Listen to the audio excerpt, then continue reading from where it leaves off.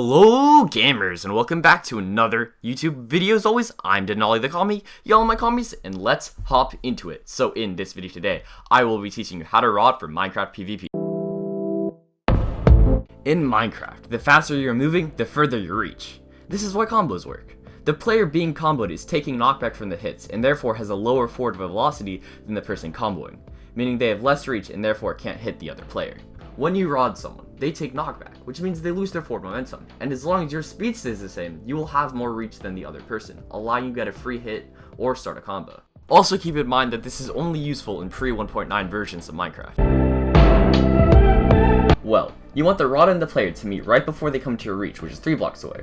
The rod bobber moves at a rate of 24 blocks per second, and the player moves at a rate of 5.6 blocks a second. So let's do some math. I've put the equation into a graphing calculator. With this example, I cast the rod 4 blocks away from the player, and as you see, the two lines meet at 3.24 blocks away, which is where the player and the rod bobber would meet in-game. However, with ping and server lag, especially if you're playing on Hypixel, I'd recommend going for a little bit more than that, like 4.5 blocks away. Not more than that though, however, because then the player will be able to regain velocity and the rod would have been useless. Alright, so I'm in game this time to show you this next one. This is called rod switching. This is where, when you cast your rod, instead of just pulling it back like that, which uses durability to see in the bottom, you switch to your sword, and therefore it doesn't use any durability.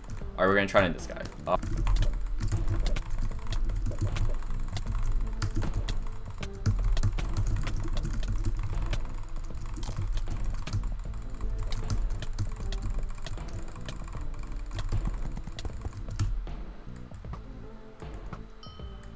Oh, I'm mad.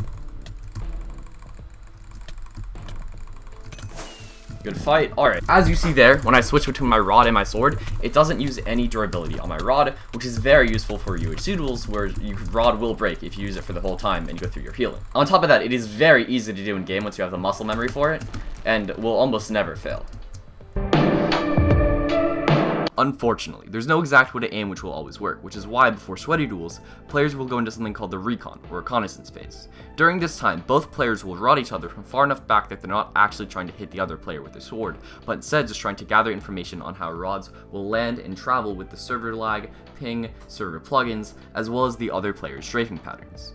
This was even done in the Dream vs Technoblade $100,000 duel. In the end of the day though, the only way to really get better at aim is to practice. Rod splits are the amount of times you hit the opponent with a rod before attacking with your sword. A standard rod split is landing 2 rods on the opponent and then hitting him with your sword, and a solo split is just landing a single rod then attacking.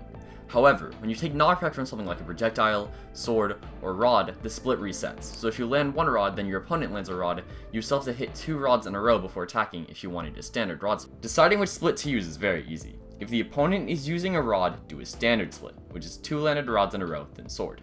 And if the opponent doesn't have a rod, or has a rod but isn't using it, do a solo split. A mistake a lot of beginners do is only going for a single hit with the sword and then switching back to a rod, whereas what they should be doing is continuing to hit with the sword until the rod split gets reset because they got hit or took knockback. With that, I'm gonna wrap up the video. I hope you guys learned something. By the way though, I'm very much trying to hit 1,000 subscribers by the end of the summer, so if you could help me out there and subscribe, it would honestly just be the best thing ever, bro. Like, you don't even know. I'd appreciate it so much.